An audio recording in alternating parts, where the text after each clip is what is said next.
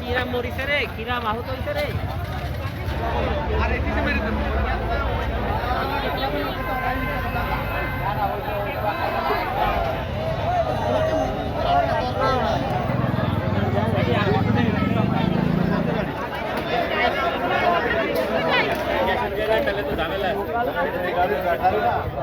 রাস্তার এই যে এই জায়গাটা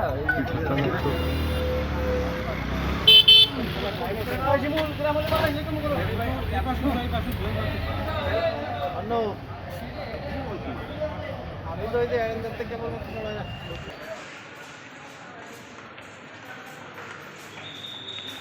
আমি ইফতারি করে নামাজ পড়ে যশোরের উদ্দেশ্যে রওনা হয়েছি। তো এই যেখানে অ্যাক্সিডেন্টটা হয়েছে ওখানে ডানে ইন্ডিকেটর দিয়ে পাস হচ্ছিলাম, সামনে দিয়ে যে গাড়িটা আসছিল ও আর দাঁড়ায়নি, এসে স্পিডে মেরে দিয়েছে এই আর কি।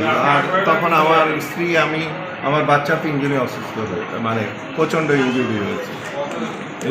স্ত্রী জ্ঞান হারাইছে, ছেলেটাও তো জ্ঞান অলমোস্ট নাই, আর প্রচণ্ড ব্লিডিং হচ্ছে, সবাই দোয়া চাই।